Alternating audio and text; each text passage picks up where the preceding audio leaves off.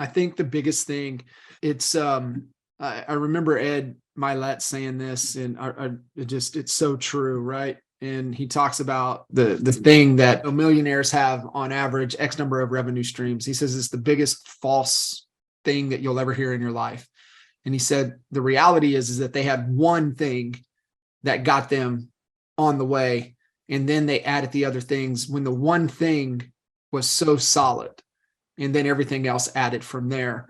So what you have to kind of step back and, I have this belief that the only thing easier than getting a real estate license is saying you're a coach.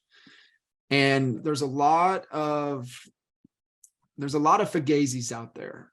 There's a lot of people that just want your money and really can't deliver on what it is that you need to help you break through the constraints and then be able to take action on what it is that you must do in order for you to grow your business the way you want to grow it. And so there's a lot of people, hey, here's the 5 quick steps. No, there is no quick step. There is nothing but understanding of clarity, understanding of the value that you can make and the value you can keep and deliver on, that you're able to monetize with a solid plan and the right team around you.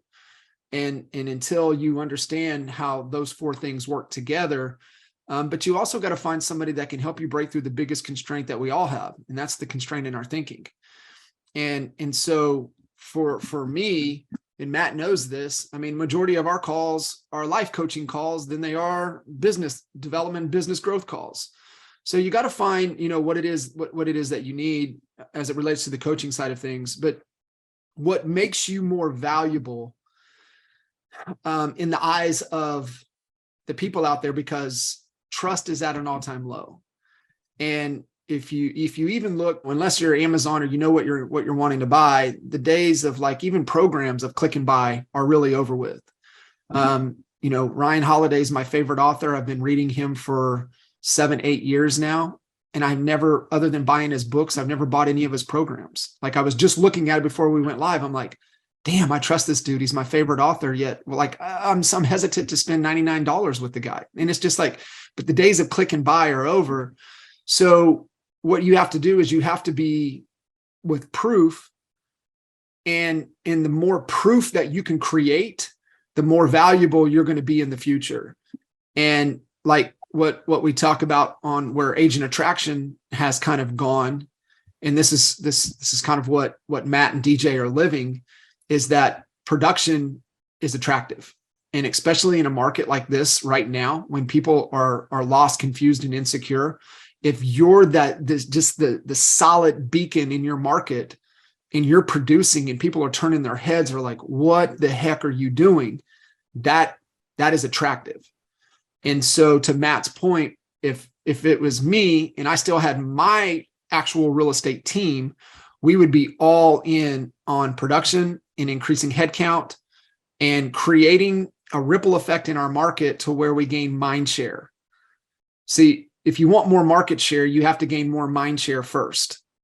And it's real hard to gain mind share and build trust when you're trying to do 2 or 3 things. If you can just narrow focus the one thing and you really nail that one thing, then everything else takes care of itself. And so if it was me, I would be all in on production and building the team and the organization, and make sure I'm running it like a business. I'm paying myself a market-based wage. I'm just harvesting just enough profits to not suck the growth out of the business, and really run it like a business. And when you do that and do that for 3 years, then you can do whatever the hell you want to do. You just focus on that for, a 36-month run, and you commit to that, commit to building the best business that you can build. Everything else takes care of itself. I mean, that's what we did. I mean, we went all in. I mean, we built the best business we could, and we added value, and then it just say, hey, let's go the coaching route. Wind us up, Matt. Right.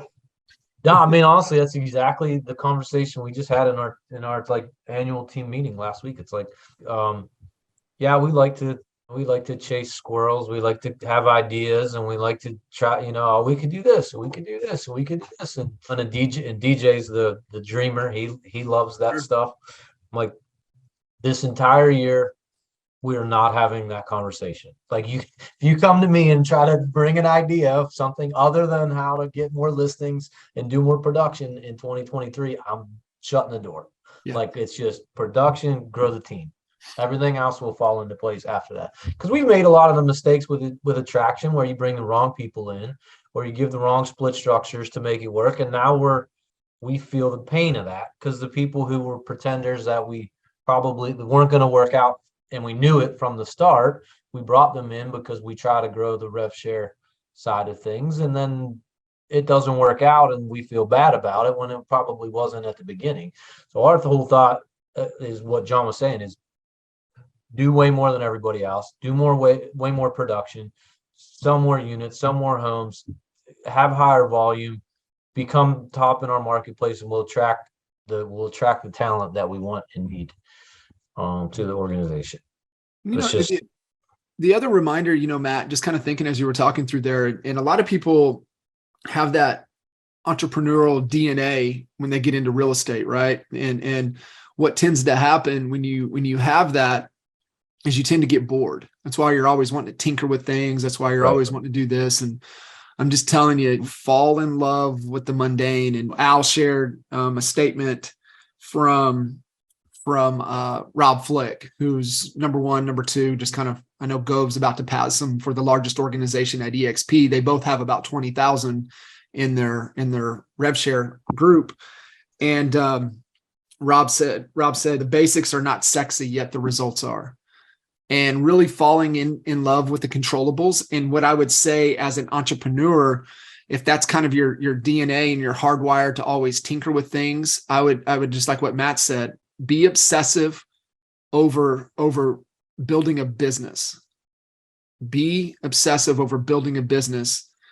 And what do you need to do to build a business with an emphasis on marketing that just happens to sell real estate? Because if you obsess over that for 3 years, and the foundation of marketing, of sales, of systems, of processes, of people, of leadership, of the financials, and like you obsess over that, I mean, you can do whatever you want, right? Because those foundational principles will travel. But I'm gonna tell you, give it 3 to 5 years, and then they'll travel. It's just like anything, it just takes time. There's so many moving parts, and for you to really have an understanding or a grasp, it's never ending.